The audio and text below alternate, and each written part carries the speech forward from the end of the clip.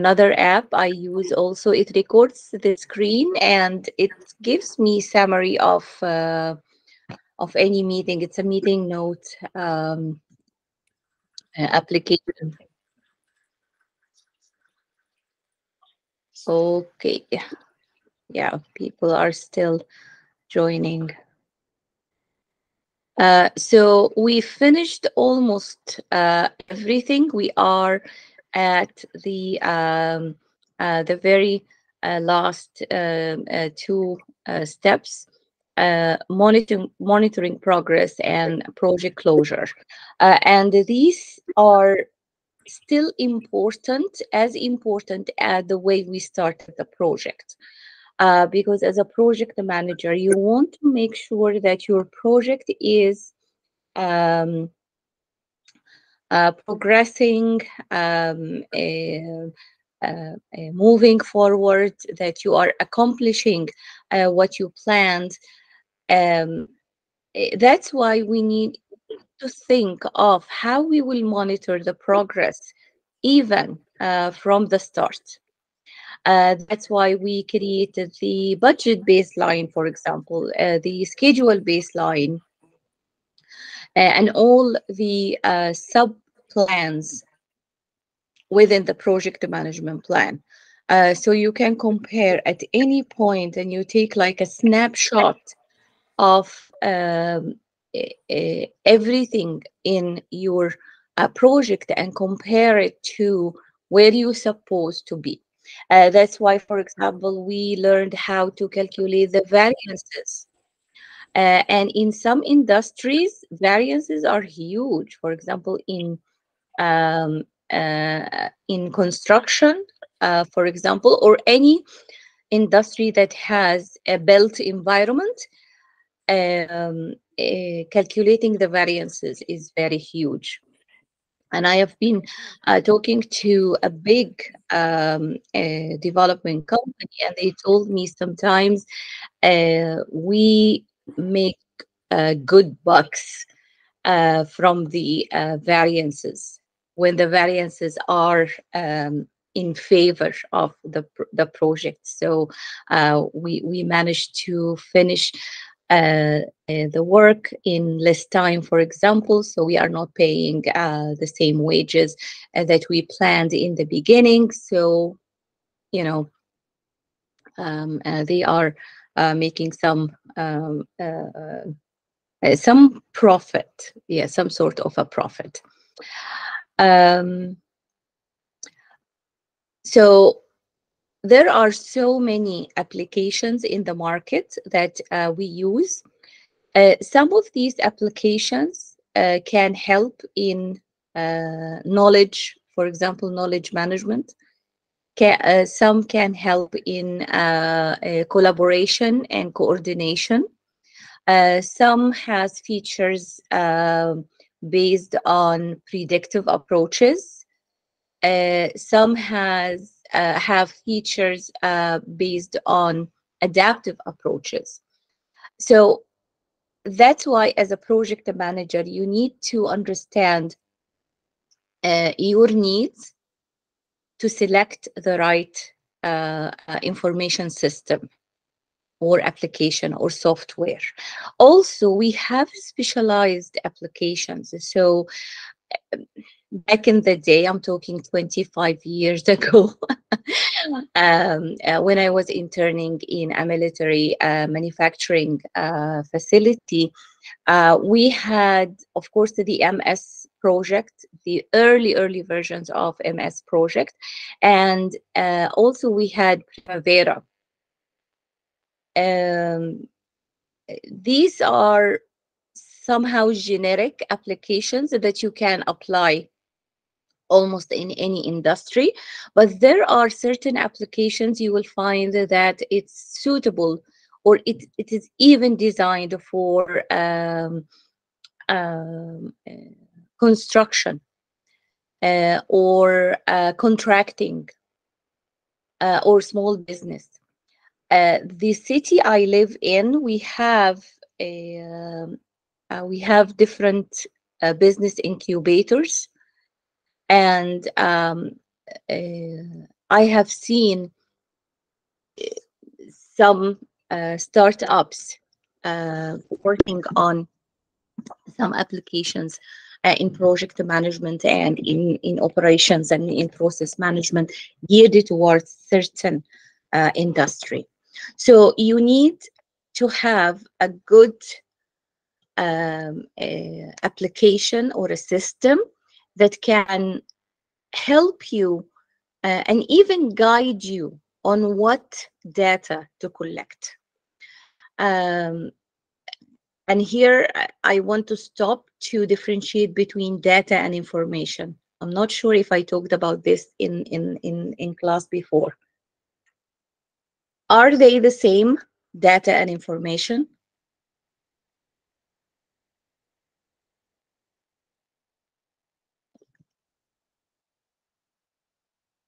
Are these two words the same?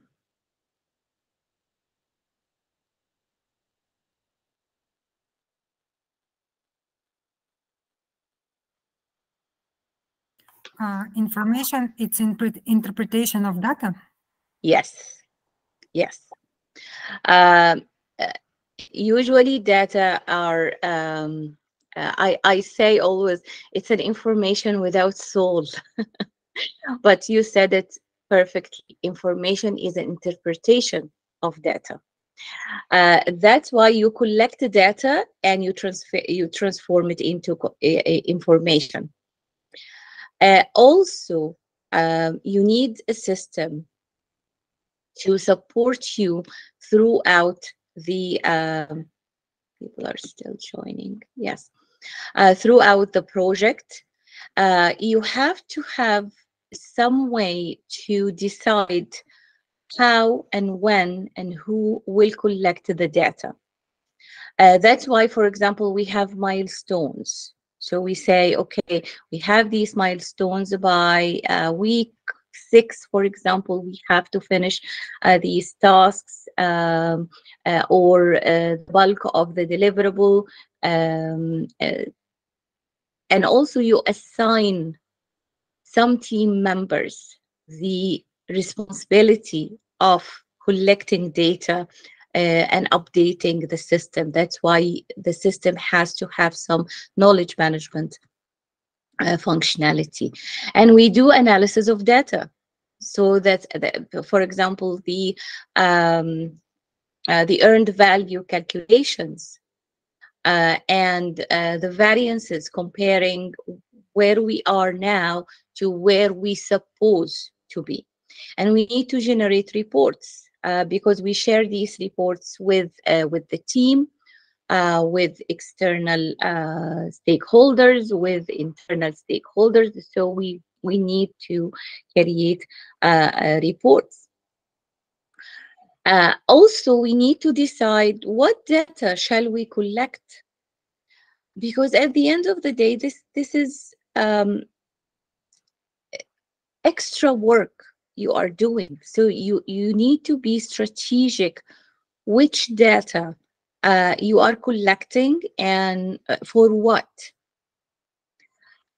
So you can ask some questions. What is the current status of the project, for example, especially in terms of schedule and cost? Because in predictive approaches, we have the project constraints. Remember when we talked about the project constraints and we had 6 constraints? You cannot control all these constraints. That's why we also talked about the trade-off. So you need, for example, to see your schedule. Are you on schedule or not? Are you within the allocated budget or not? How much will it cost to complete the project?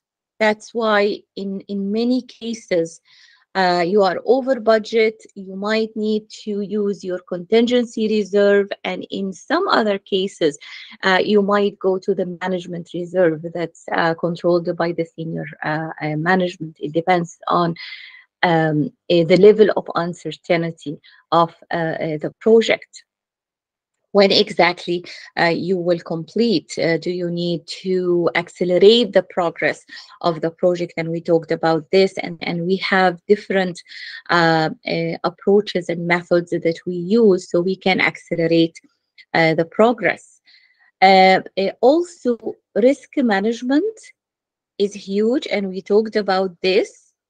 Um, are there any potential problems? So we are talking about um, uh, risks that, of course, we do risk assessment early, and we keep doing risk assessment in specific stages, so we can see exactly are we uh,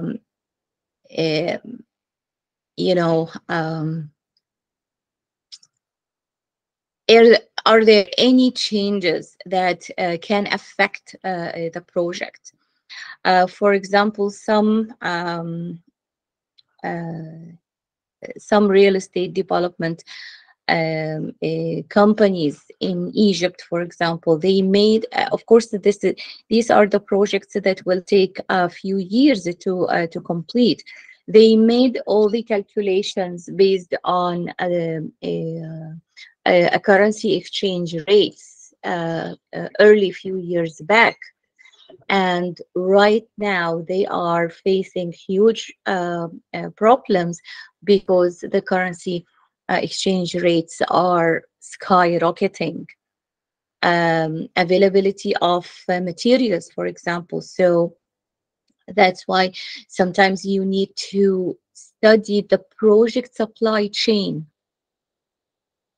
Those of you who attended supply chain with me. So it's not supply chain for the whole company. It might be a part of the supply chain that directly affects your project. So when we have variances or overruns, you need to study where these overruns come from. Where are the inefficiencies in my processes or my operations that cause these overruns? So all of these questions that you need to ask, and you need to see exactly where you are. People still, again, some questions about collecting your data, how you will analyze it.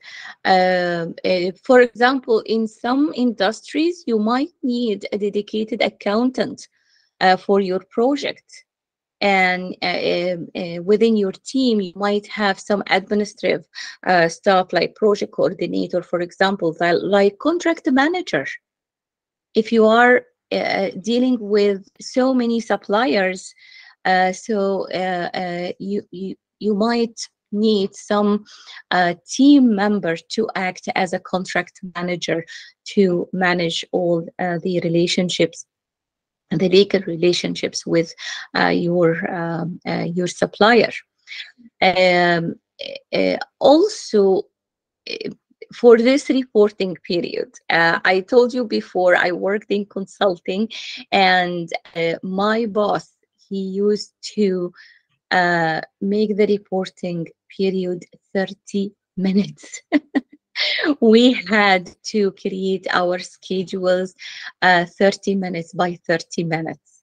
And ironically, I still follow the same because I was so young at that time. So he primed me to do 30 minutes by 30 minutes. In some other projects, it might be one day, it might be 1 week, it might be a couple of weeks, or even 1 month. Again, it depends on the industry, the type of the project, also the best practices, and sometimes the organization itself or the company itself have some standards for this. Also, I talked about the different features in the software or the application. So you need to have features for knowledge management. where we will keep this information or this data. Also, who has the right to access these data. So we have different levels, um, uh, and also, for example, some team members will have access only to financial data. Some team members will have access only to the technical data. So it depends on the role of the people that you have. In some cases, we integrate our systems with the suppliers' systems, for example, especially for long-term projects. And when we last week we talked about outsourcing and how you need to manage the relationship as a partnership. So sometimes we integrate our system with the some of the stakeholders' systems. Uh, uh, you need also to decide for the reports who will see what, who will access what. Um, that's why you might need some admin support to help you with this. Um, um, so again, it's very important to have some tools in place to track and monitor the progress. You need to do this as frequent as you need and your project needs. So you can actually, this is a very important word, to see the trends. So for example, if I notice a cost overrun early, I can decide to investigate why the costs are becoming higher and higher, and there is a deviation between what we planned and what we have now. So we can discover that maybe there are some mistakes in our calculations, or we made our calculations based on certain materials, but in the middle of the project, we had to change the material, and the new material is more expensive, or we had a contract with a supplier and this contract has ended, and the negotiated terms are not the same. So you see the trends and you try to catch a trend as early as possible so you can intervene. And this is part of your risk management. And also to see any problems or any issues so you can resolve these issues. In this regard, we don't only have corrective actions. This is based on the book, but in real life, we try to have corrective actions. So we solve the current problem. We intervene, but also to have a preventive action. So to make sure that this will not happen in the future. So we think of, okay, what do I need to prevent this from happening in a couple of months or in a couple of weeks to happen again? That's why we think of monitoring and controlling early in the project. So we try to see if there are any deviations so I can take the appropriate corrective and preventive actions also. That's why in predictive approaches, it's very, very important to have your baselines as accurate as possible. That's why we talked about the estimation and estimating. And we have explored together different approaches and different methods We talked about the advantages and disadvantages of each method. So you try to have some sound calculations early, because you will use these as your measuring tapes from time to time. Some of the tools that we use, you will see that I'm not sure if you use these tools or not, but Gantt chart is very, very popular. I still use it. Um, uh, Also, combined with the work breakdown structure, it can give you a snapshot of the progress of your project and where you are, so you can track this. Also, we have control charts, different charts that we can use to see are we are within the schedule, we are within the time. Also, we create the network diagrams, if you remember, so we can see exactly um, the float or the slacks. So I have some sort of flexibility to assign my resources, so I can salvage if something happens. Also, milestone schedule. This is also one of the most important tools that we use. So instead of having a very big deliverable at the end of the project, I will have different deliverables. The milestone schedule might not be at equal intervals.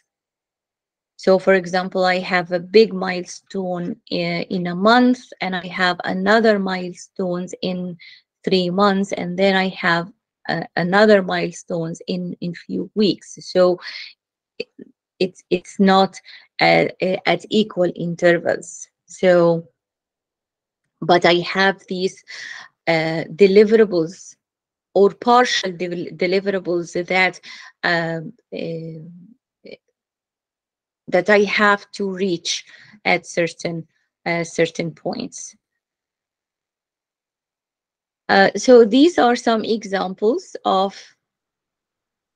how we use Gantt charts or the tools that we have.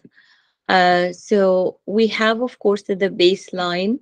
This is where we start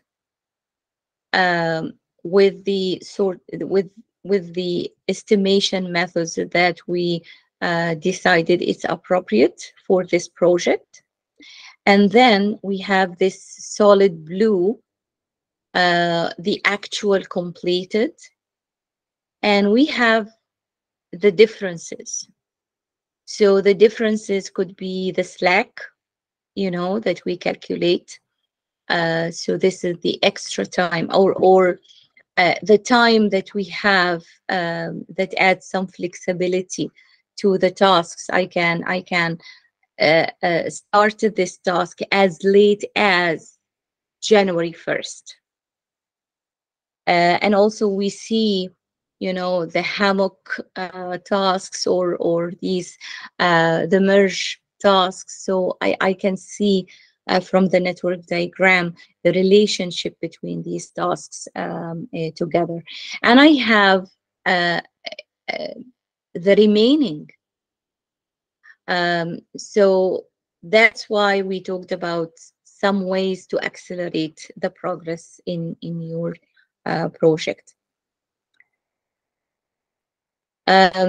So we see this is part of the control charts. In agile approaches, we use burn up or burn down. We call them burn up or burn down, but at the end of the day, these are control charts.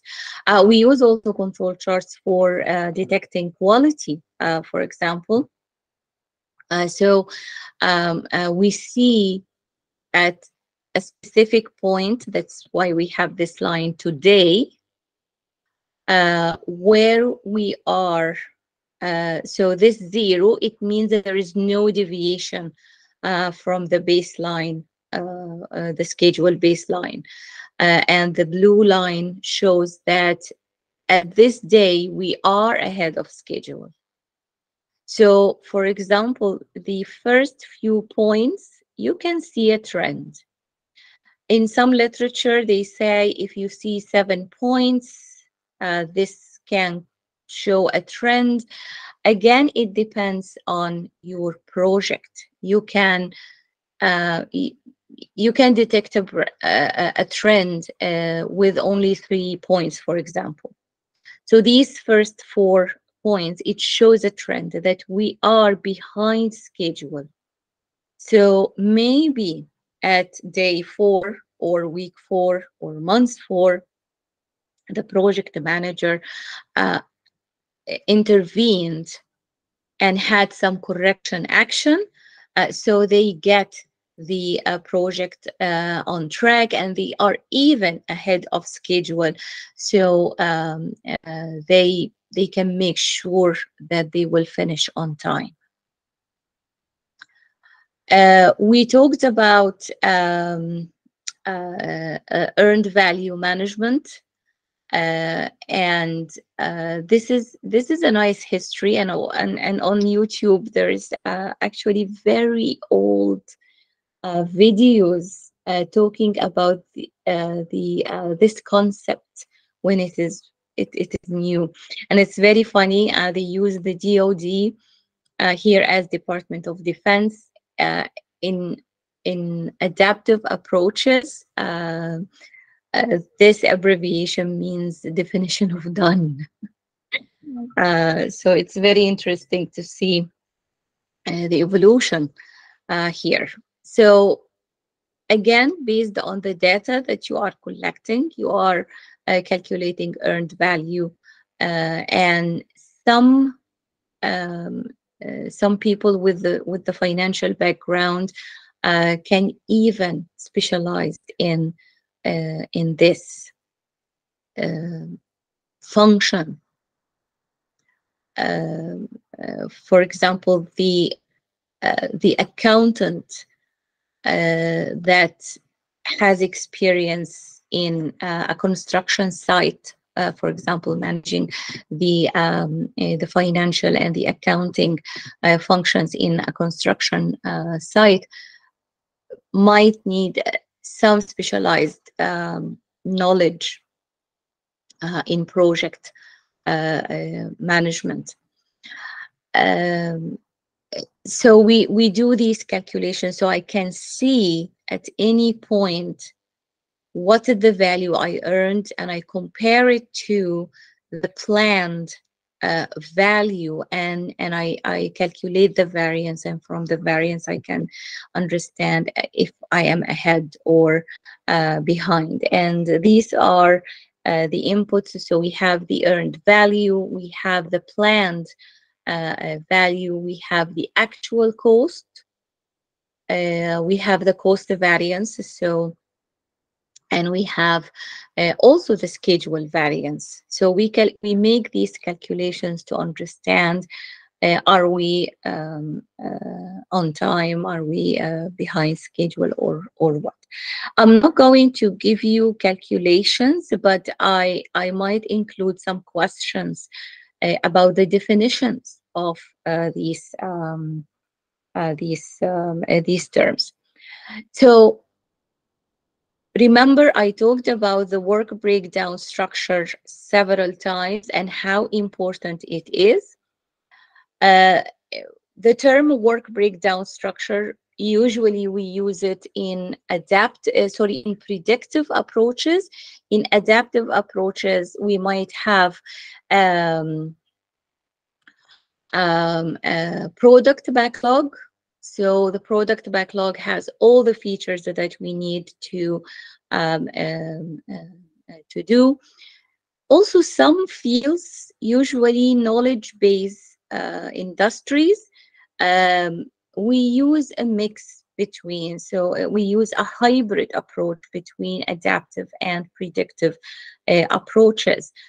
So although we might not have a program, but we have a product that is knowledge based. So I worked in scientific communication and some other fields that are project based. For example, in research, we use also a hybrid approach between adaptive and predictive. So the good work breakdown structure that you do early, it can help in so many things. In defining the scope, in creating the work packages that you will assign to your team members. You can even create uh, um, a chart, a hierarchy for your team. And this is very helpful if your team is relatively large. So you consider creating sub-teams or sub-units, and how to manage your resources. And of course, how to budget time-wise and cost-wise for these work packages that you will assign to everyone. And based on the work that you do it upfront, you can detect or monitor the progress of your project. Two numbers are very, very important for us: the schedule variance and the cost variance. Also, we have the schedule variance index. Index means it's a percentage. So in general terms, minus is bad, less than 1 or 100% is bad. So when you make your calculations and it's minus $10,000, it means that you are um, uh, you are losing. You are doing the same work for more cost. If it is for the indexes, if or indices, if it is less than 1 or 100%, it means that you are over budget, you are behind schedule. So this is a quick way to assess the progress in your project. So what do you need in the information system that you use or the application that you use? Are you familiar with Asana, for example? Asana. I know some teams here are using Asana. Monday, Monday.com. So these are cloud-based applications. What else? We have Work, WRIKE. Again, this is a cloud-based. We have Zoho. So Zoho, for example, these are several applications, and they have Zoho projects. What else of the application that I used? Podio. Also, Podio is one of the flexible application that can help you customize your system based on your specific needs for your project. Some of these tools and applications are geared towards predictive approaches. Some are geared towards adaptive approaches. Personally, I used, of course, Microsoft of a project and Primavera. These are predictive, and for the adaptive, I used all these applications that the other application that I talked about. So you need to understand the capabilities of the application and to see how it can help you with this. So can you create work breakdown structure? Can you define your scope? Can you assign your deliverables? Can you create work packages? What type of information I have or data I have for the work packages? The capability of storing this information, time, resource, budgets, responsibilities. Of course, we have other type of information. For example, I might have some standards or some guides from the government. So I can also store these as files like PDF or Word or something like this. Will it help me to uh, uh, to create the baselines? Will it help me in the control functions to control and to monitor the progress? So um, in some other places, I ask my students to do some comparison or to study a specific application in the market, and they decide if this application is suitable for their project or not. Uh, so again, because in predictive approaches, we do the bulk of the planning up front. Um, uh, and some industries, we need this. We need to start with a tight plan in the beginning. So we create this baseline, and the baseline will give us the planned value. And these numbers are very, very important to see the trends and to see the deviation and the variations that will happen throughout your project. Also, the concept of time phased costs, especially in long-term projects. Um, some projects, we don't start with locked in budgets in the beginning. It means that the senior management did not look in the funds for the project, and they will make sure to make to make the funds available incrementally throughout the project. So it's very important to calculate time phased. So by the first month, we have to have access to funds of $100,000. In month 2 or 3, we need to have these funds. Of course, in the ideal world, the senior management will make the funds for this project available from day one. But in the real world, it doesn't happen. Especially if the company is projectized, it means that they handle different projects or they manage different projects at the same time. So again, talking about the variance analysis. So these are the terms. Of course, you will read these terms and you will, uh, who is, okay, can someone share today's link? Um, Someone in the WhatsApp group is asking for the link. Okay, Omar, we have a question here. We need to have a baseline or benchmark at the beginning of the project to compare between where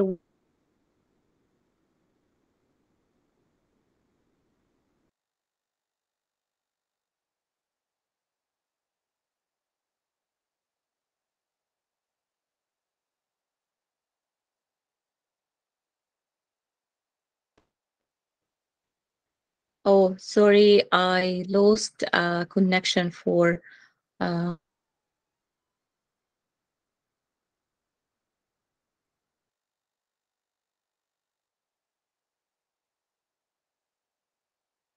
need to calculate the baseline because we will use it for comparison and for variance analysis. So, as I said, positive variance indicates a desirable condition, while a negative variance suggests a problem or changes. And also noticing the trend. So if you see that, okay, the variance is negative but not that big, but it's keep going down, that's why the control charts are very important, because it will give you the visual representation. Here are the calculations that we do. Of course, the application should have the tools that allow you to do these calculations. So you, in real life, you are not doing these calculations by hand. Um, so it's you know, because you have so many inputs to calculate. But of course, in small projects, you can do this by hand. So this is very indicative. So we have the timeline of the project, and we have this time phased costs. So the variances it shows here, and you can see at any point, where are you? Are you within the time schedule that you planned? Are you within the budget?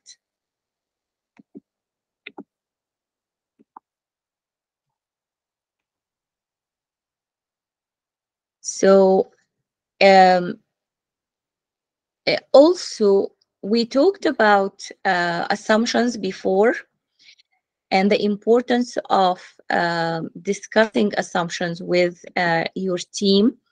And why that? Because you will not have all the information and the data accurate when you are constructing the plan for your project. That's why you need to have sound assumptions when you are creating it. One of the examples that I gave you is the currency exchange rate, for example, or the availability of the resources, or any other information that you are not 100% sure about. So you will have some assumptions. In this case, we are talking about the status report. So the assumption for this example, that we will have only one work package. We have one cost account, because in some projects you will have different cost accounts, and these accounts will cover part of the cost, especially if there are different departments collaborating in this project. So what are other assumptions that they have for this example? The project network early start times will serve as the basis for assigning the baseline values. Remember, we have early start, late start, early finish, late finish. So which number to use? So you decide, okay, I will do all my calculations based on the early start times. So you need to set some assumptions. So you unify the way you are doing your calculations and your analysis. From the moment work on an activity task begins. So there is no prep work. So the activity starts including the prep work. So you set these assumptions early to help you when you do your calculations. Um, uh, I'm not going to talk that in depth about the calculations, but I want you to understand the main concepts of this and how you can use the variance to detect any problems or any issues in your project.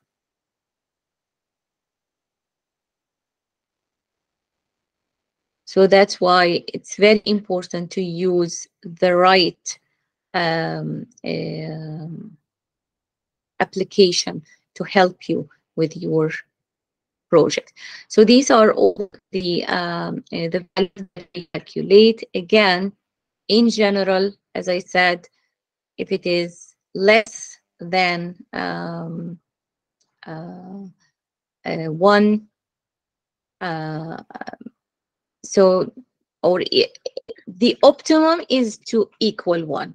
What we planned is what we are doing, what we are executing. So these are some rules that we use. Again, some are assumptions. So, for example, 100% of the budget is earned when the work package is completed, especially in short duration activities or small activities. So when you have these small projects or certain work packages are small. Some other rule allows 50% of the value of the work package budget to be earned. Again, these are some best practices. You might go or work for an organization and they have different rules. Yeah, this is very important. Monitoring gates. We talked about phase gates before, and we assign these phase gates because the project goes into phases. So we have these phase gates as a monitoring point before starting the new phase. We make sure that we finished all the work packages.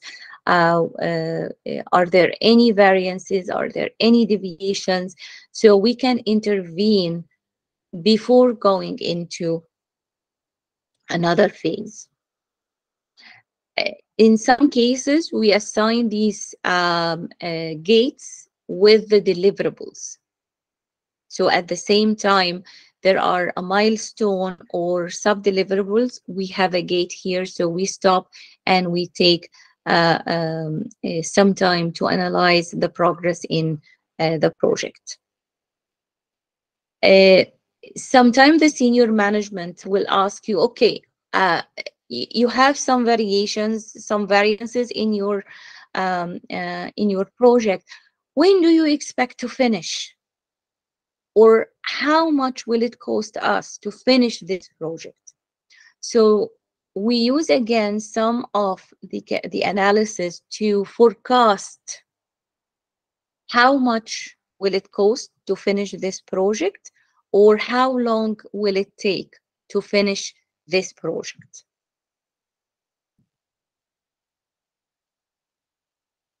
So see here, we use the work remaining for these estimates, and we use the cumulative because we have different deliverables that we did at different stages.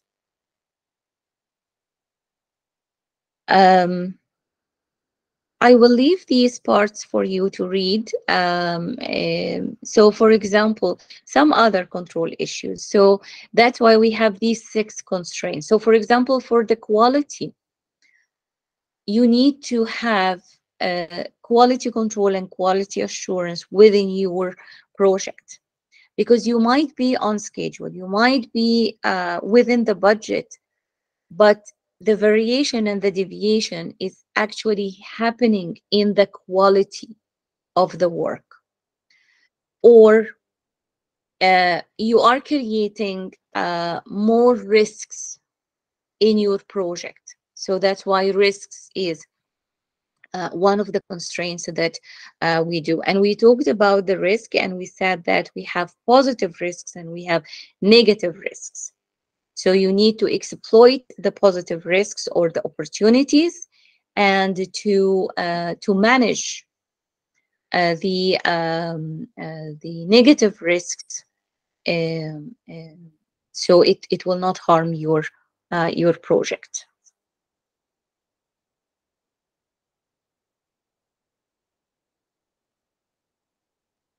So this is quickly this part, monitoring and controlling your project and the different tools that we use. Some of these we talked of these terms we talked about in different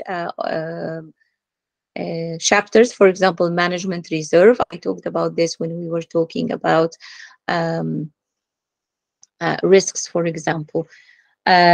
So any question? Any question?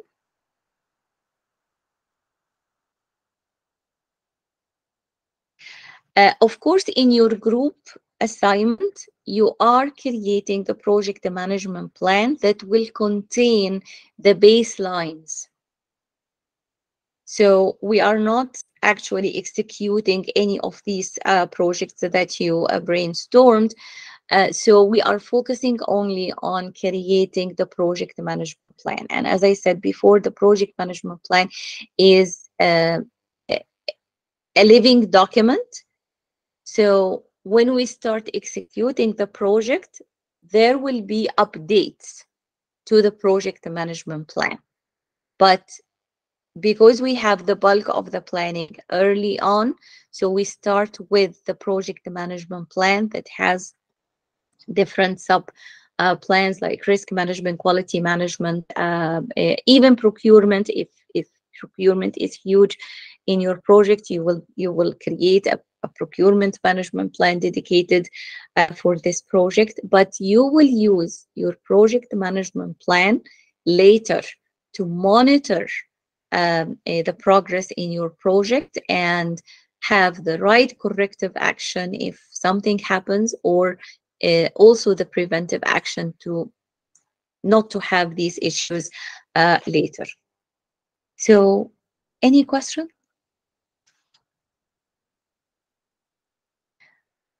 Okay, if you don't have any questions, we can take a break. So it's 10:56 now. Let's have a 10 minutes break and come back in 10 minutes. Yes, Muhammad? No, sorry, this is by mistake. Oh, so you wanted to do thumbs up. Okay. Okay, I'll see you in 10 minutes. Go Yeah, get some bye. coffee. Bye-bye. Bye.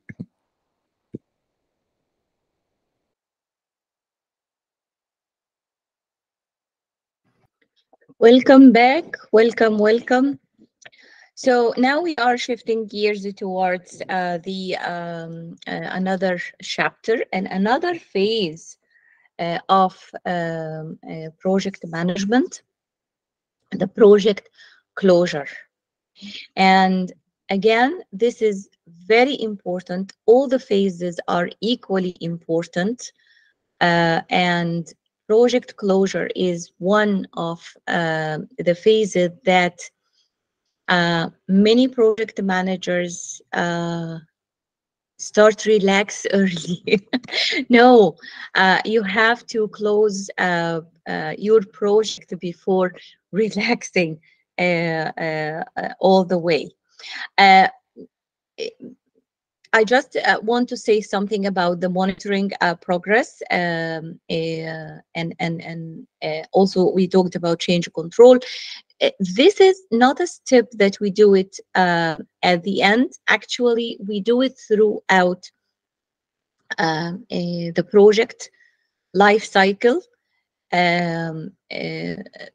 That's why we think of monitoring the progress early on, so I can decide when I will take this snapshot of what's happening in my project, so I can intervene early. So in most of the project management literature, we leave it to the end, but actually it's a continuous, just like risk management, it's one of the functions that are that we do continuously, not only at the very end. So we have different types of project closure, and for example, we have procurement closure, we have administrative project closure, how you will wrap up the closure activities. We have audits, and also it depends on the project, and if you are working on a physical deliverable, you might have also inspection. And you have, for example, inspection when during the procurement management, when you receive physical parts, actual tangible parts. So we have both. Audits are for processes and inspections are for tangible products. And sometimes your project will be handed off to the operations. For example, think of a project to install a new production line. So at the end of the project, you are actually handing this project to the operation. So you have post implementation. And of course, if you are, for example, implementing an application or a software, or we have some sort of a digital transformation project, again, there is post-implementation evaluation when things are actually running and became part of the operations. We need also to evaluate. So in project closure, we have wrapping up the closure activities. So some of these activities might be related to the facilities or the customer, the vendors, and reporting on the project. We do an audit. Of course, we will have an audit report with all what we have noticed or experienced. We have retrospectives. This is a very common in adaptive approaches. We have retrospectives, and we have these retrospectives frequently. In predictive approaches, we have these phase gates that we sit down and we reflect on the pros and cons, what went well, what didn't go well. I have a webinar with the Project Management Institute on reflective leadership and how we can use some of the tools that reflective leadership offer for as a project manager. So you can incorporate some of these tools and reflective practices to see your performance as a project manager. We have also lessons learned, and we try to document these observations because usually lessons learned will be available for future projects. So that's why it's important to capture these. Of course, it needs a culture of transparency and um, it is okay to document um, our flaws and what we experienced. I here will share with you a real story. Um, uh, when I was working in consulting, I worked in quality management systems and environmental management systems. ISO 9000 and ISO 14000, and one of our project was to audit a company. I'm not gonna say the name of the company, but it was a chemical company, and they were producing some sort of chemicals used by other industries. And our team met the quality assurance manager, and uh, he was shaking, and he said, if you wrote anything negative in your report, I will be fired. And of course, I was a junior consultant at that time, and my boss said, "But usually we will find something and we will write in our audit report, and we will give you some time to tackle these points." And he said, "No." His manager told him, if anything negative is written in our audit report, he will be fired. So my boss was very clever man, and has had a wealth of experiences. So he went to the boss, the manager, and he said, we expected to write some negative points in the audit report. And he said, why to write anything negative? And he said, because our report will go to an international organization, and if they find everything is positive in our report, um, uh,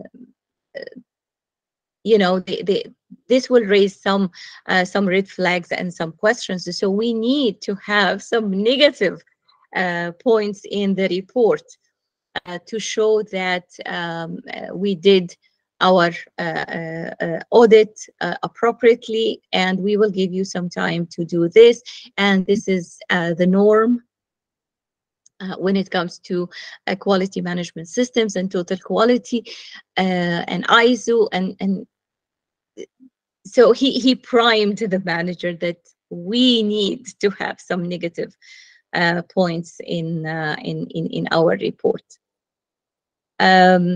So in project management, we have to write a good report, including what went well, what didn't go well, also that will be available for future.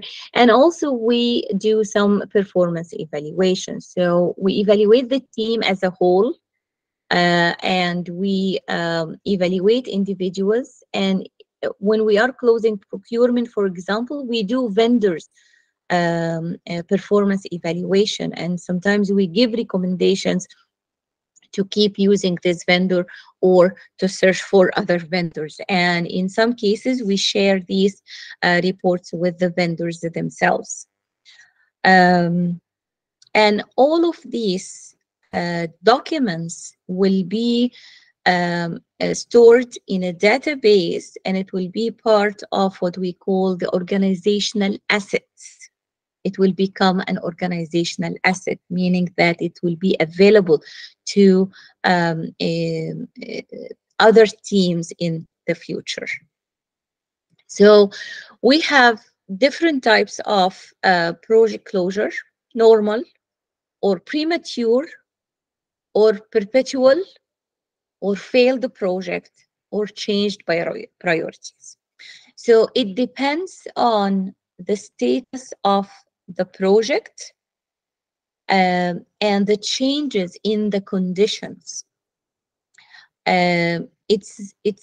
It's not strange that we close a project early because there are certain conditions that has changed, or we change a priority, so we change the scope. In predictive approaches, we try to guard the scope because you need to make one of the constraints, at least one of the constraints, fixed, and the other constraints you can play with, but at least one of the constraints is fixed, and usually it's the scope.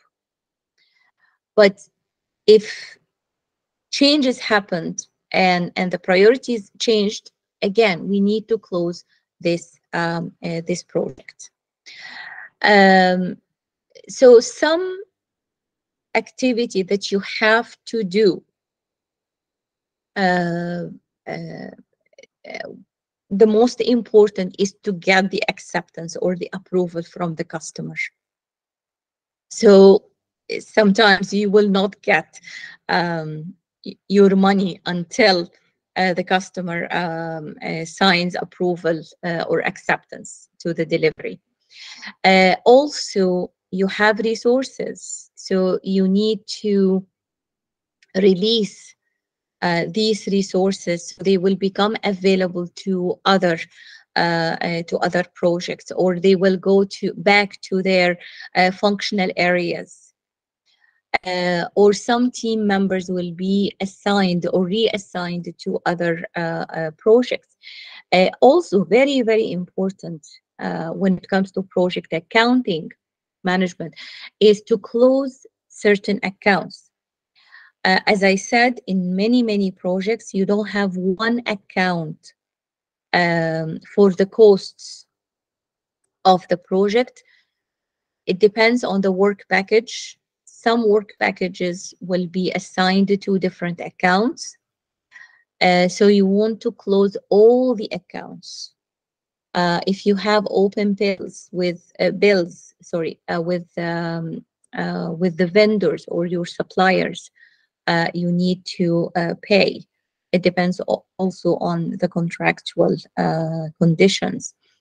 The actual delivery of the project to the customer.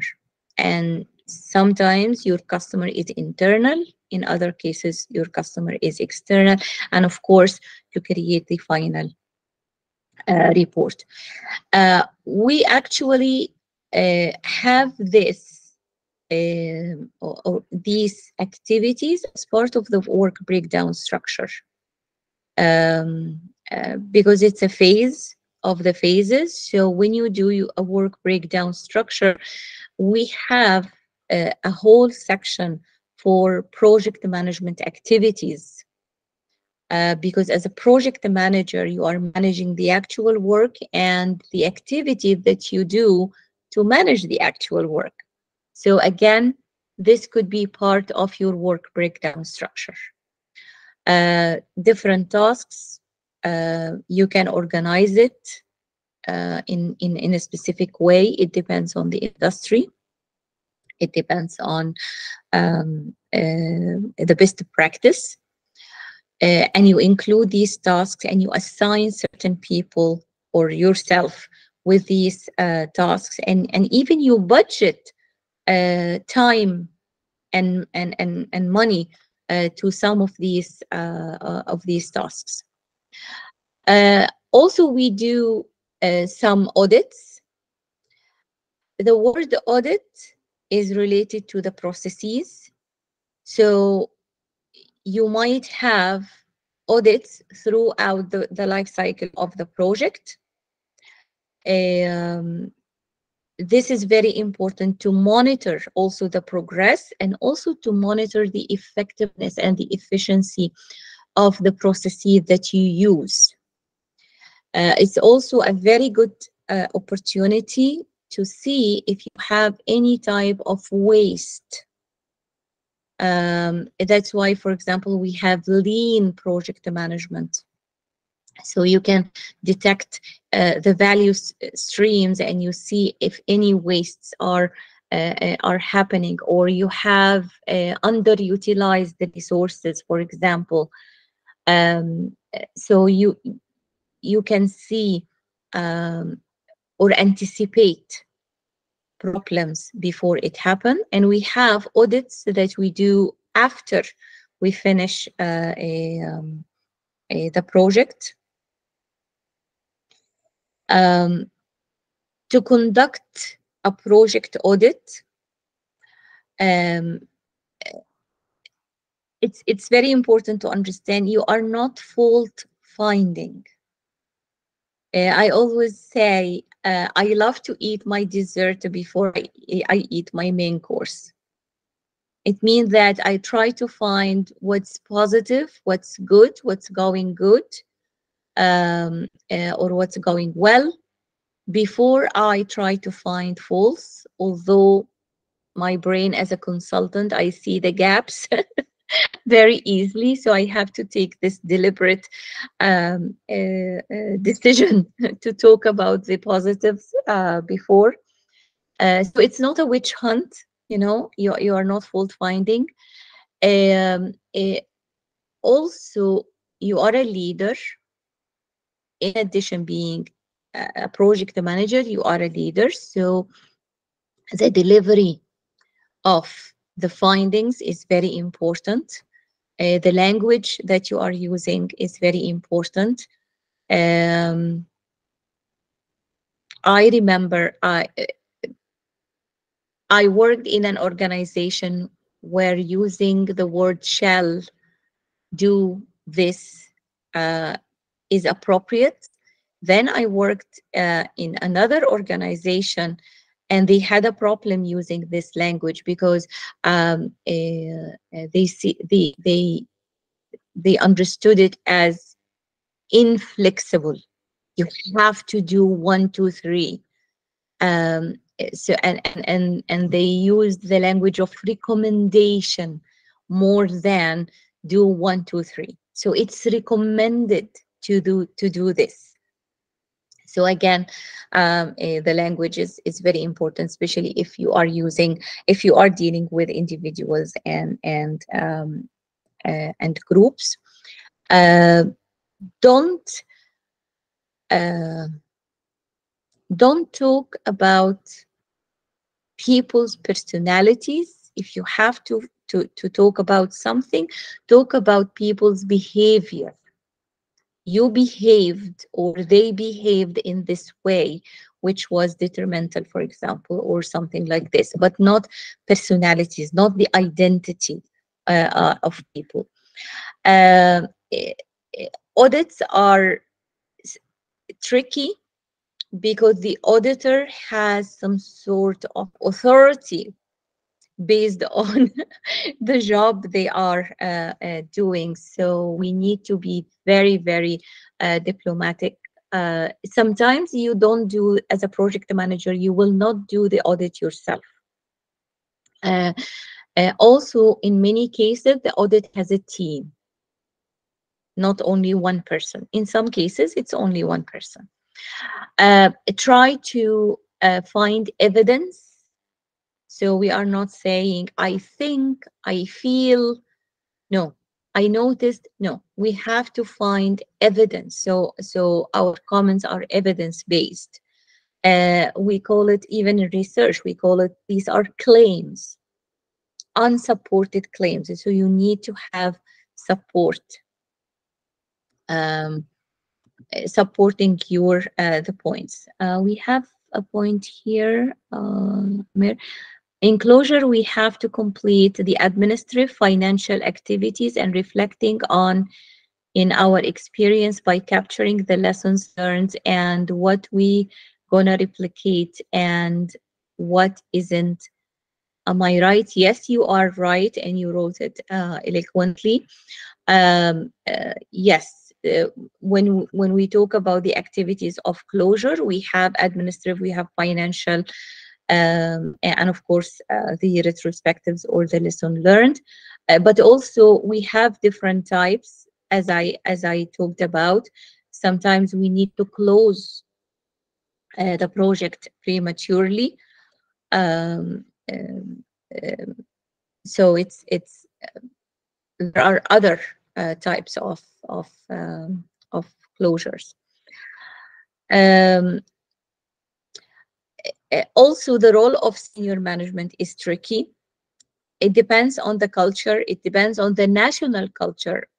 Even in some countries, you will find senior management are um, hindering the progress because they don't allow any faults or any negative aspects. They don't see it as um, opportunities for improvement. So again, the formality, for example, you go to certain organizations and it's very, very formal. You go to another other organizations and it's leaning towards informal. But again, you have to think of the audits early to see how you will conduct the audit, what are the activities, how the culture is supporting your approach and your strategies. Um, so the audit itself is a process. So there are certain steps that you will go through. You will initiate the audit. You will assign certain people to do the audits. Um, how you will maintain an independent view. Sometimes we hire external auditors. As I was working as a lead auditor, certified lead auditor in some projects, because I'm from outside, so uh, I bring some objectivity to the process. How you will collect the data. So you might need some application or some forms with you to guide the data collection, how you will do the analysis, and also the report itself. Sometimes we have a template for the report that will guide us in writing the report. So these are best practice in the audit. So we might have some information about the project itself, because again, the project type, the industry, the size of the project, the team, also how sophisticated the technology they are using, also when we talked about project types, and we have different project types, again, it will reflect certain aspects of the project. Also, for the analysis, you can see that they included here some of the constraints. I might also include risks into this. I might include human resources or resources into the analysis. So we have scope, we have quality, we have cost, we have schedule, we have risks, and of course the outputs or the outcomes. So did we accomplish what we said that we will accomplish? And for recommendations, I will have corrective actions. I will also include some preventive actions to happen from or to prevent from certain things from happening. And also, if there are some improvements, not only technical, by the way, we include other sort of improvements.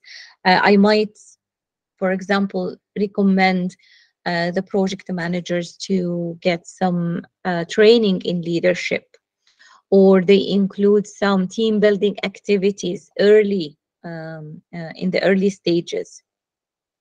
And of course, any appendices, we have the lesson learned based on the analysis and the recommendations. I talked about these retrospectives, so these are some reflective activities that we do. Sometimes the project manager manage these sessions.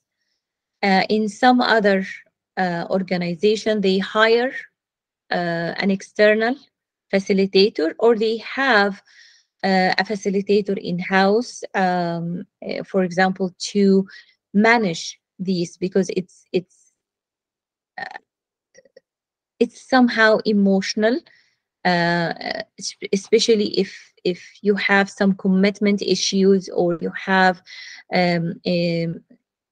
some negative aspects that happened during the implementation of the project. Also, we might have questionnaires. This is not the only questionnaire. We have some surveys and some questionnaires. Sometimes we ask people to provide anonymous feedback, and we include these feedback and comments in the phase gates. So if there are some interpersonal issues, these are raised early and tackled early. So these are some questions, and of course you can add whatever questions that you need. You can have the questionnaire scaled from 0 to 5, or agree, very much agree, don't agree, neutral, or you can leave it open-ended so people can write whatever they want. So the OPM 3, this is very interesting. I think I talked about the project maturity model early in the classes, and this is the Project Management Institute thought of this. The project management function themselves has a maturity levels. So the organization grow when it comes to project management, and audits help in this growth and improvement. Some organization, and it doesn't depend on how long this organization is in business. Some organizations are in business for a long time, and you will find that they are maybe at the early stages. They might have some repeatable processes, but they are not matured to reach the higher stages. And some organizations are relatively new in the market, but they are mature when it comes to project management. So the audits actually help the organization to improve its practices, so they can level up their project management. So as I said, we have different levels, so we might have a common language that we use. We are still in the level 1. You know, some bits and pieces. In level 2, no, we have a formal application of project management. We might have processes that we keep repeating on different projects. Level 3, we have organization-wide project management best practices and solid processes that we apply. Also with the PMI, we have organizational project management that's why in a recent project I was working with them on risk management guides. We included organizational project management and to gear towards those advanced organizations and organizations who want to advance their project management. In level 4, we have a system. And system here, it doesn't mean IT system, but we have a system in place that we can apply. We have all the tools, even if these tools are just templates, but we have a system. In level 5, we keep improving. Continuous improvement is huge, and we keep improving our practices. With one of the classes here with Windsor, I asked my students to apply the maturity model on their organizations and find out where they are at these levels. So it was a very nice assignment. So again, I talked about how sometimes we finish the project and the project becomes part of the operation, or we implement the project. So we need to do some post-implementation evaluation. And here we want to assess how well we performed,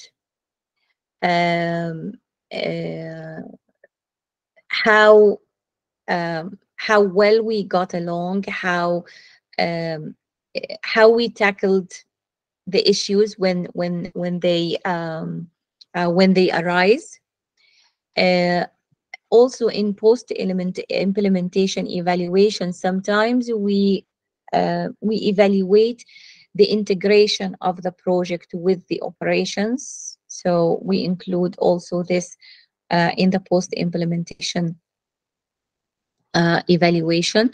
We evaluate the team. We might use certain surveys, or we use an external consultant to do this. I was involved in projects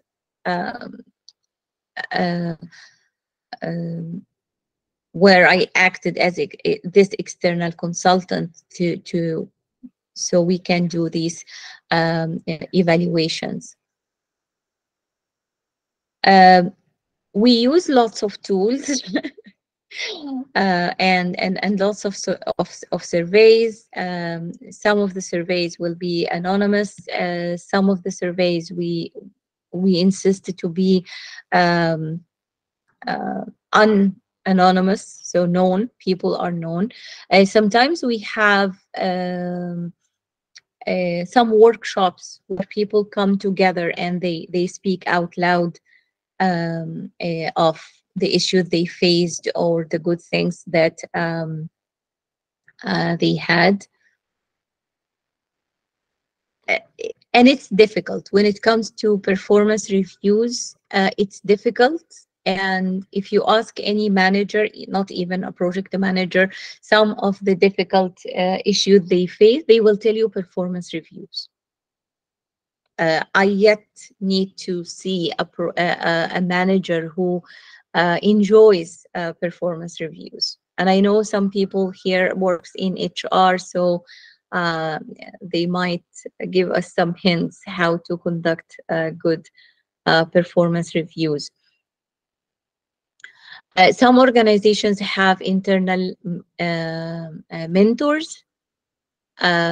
So the mentors work closely with team members, so we don't wait until the end of the project to discover any issues.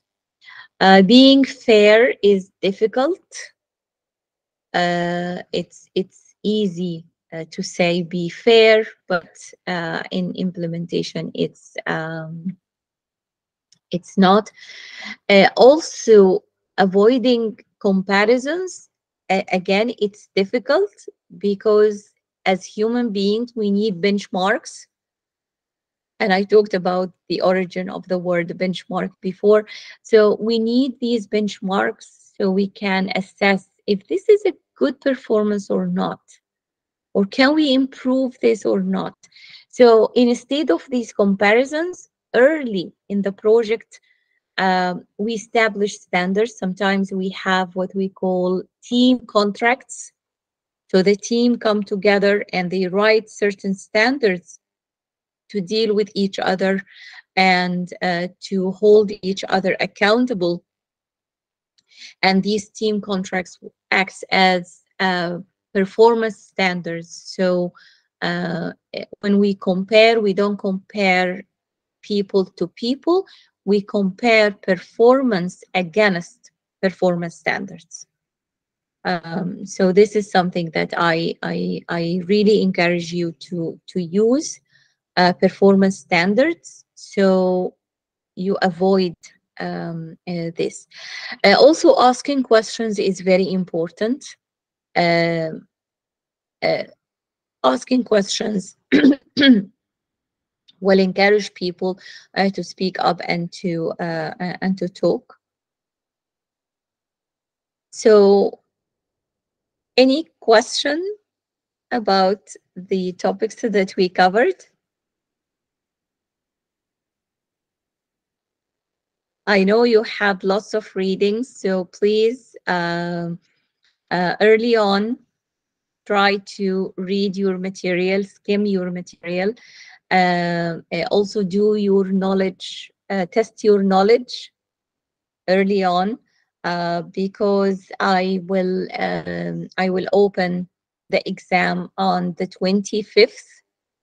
It will be open for 3 days, but you have only 3 hours to answer the question.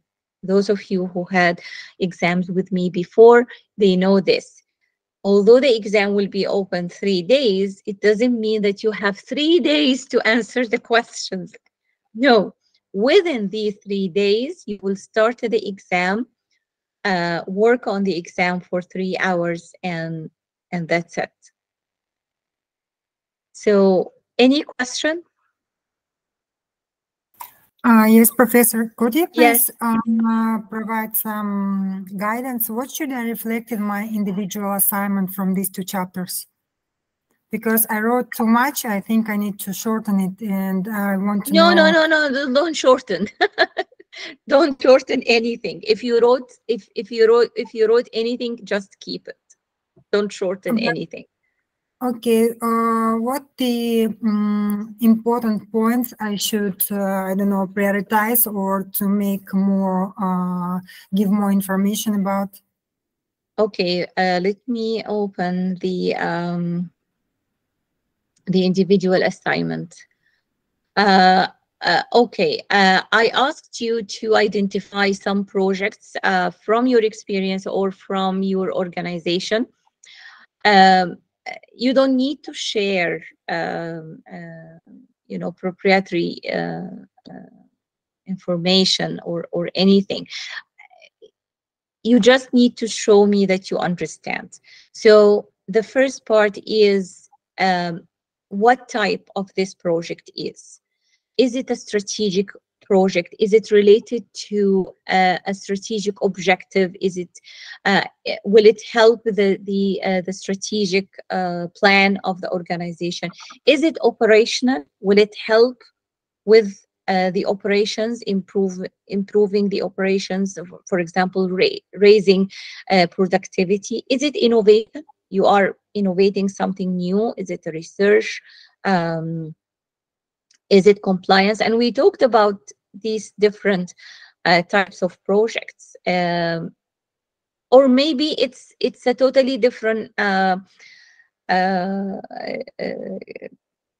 type, not included in these 10 types. I included the 10 types to make it easier for you. And even if it is any type of these projects, it should be aligned with the overall strategy of the project, even if it is not strategic. So you might do some SWOT analysis based on your understanding of the project and the organization. Also, how this type will impact the project management or the influence your project management. So, for example, maybe you decide that predictive approaches are not suitable for this type of project because we don't have all the requirements at the beginning, or our industry tends to have a flexible scope. For example, some people will say, no, you have to start with predictive approaches like Prince 2 or like Waterfall or like the PMI early approaches because our industry needs this. Or maybe you can recommend a hybrid approach. Also some recommendations. So because you are aware of the organization, I know that some of you are working for themselves, so they are entrepreneurs, or they are self-employed. So again, even if you are working for yourself, you still have an organization. So from your understanding of the organization, from your understanding of the industry, what are your recommendations? And of course, the conclusion or a summary at the end. I know many of you went. You said that it's lots of work.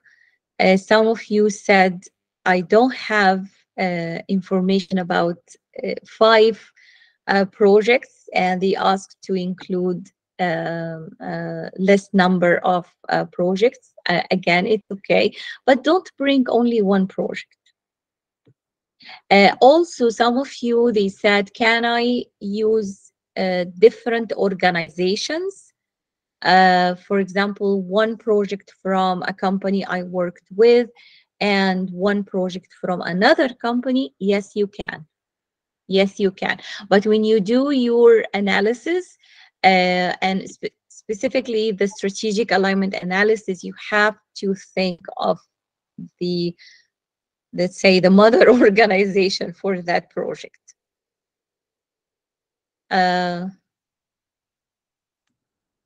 Did this answer your question? Yeah, thank you. I was thinking I need to give more information about these project stages. I mean, initiation, planning, execution, monitoring, and this is to guide your thinking. For example, these are some examples. What are the methodologies used suitable or not? Do you think that you need to change it? How this will impact different stages or phases? So again, it depends on the industry, and I'm eager to read your inputs because I know each one of you is in a different industry.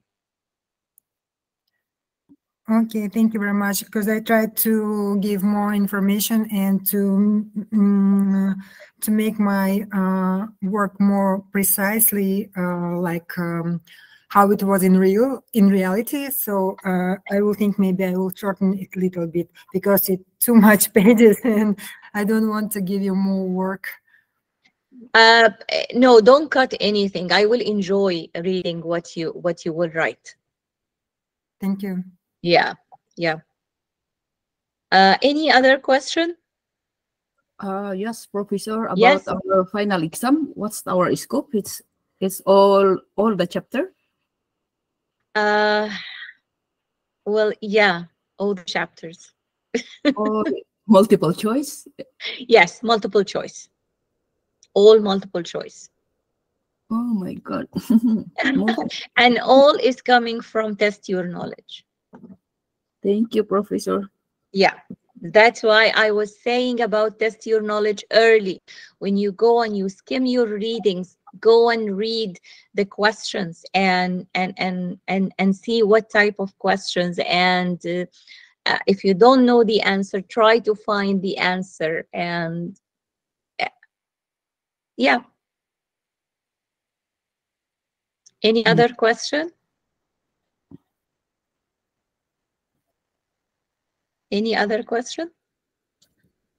And Professor, if you can take a look our group Yes. project, we can. Yes, I will do. I was so busy in the past few weeks because I'm a student like you. You know, I have assignment as well, and my classes are at 4 a.m. So Oh wow.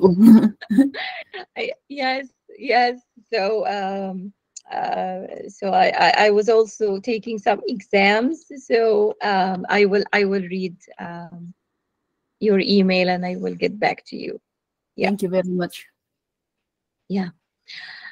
So I know that it's a lot of things that we covered, and but believe me, the skills that you learn here are part of the transferable skills that you can apply.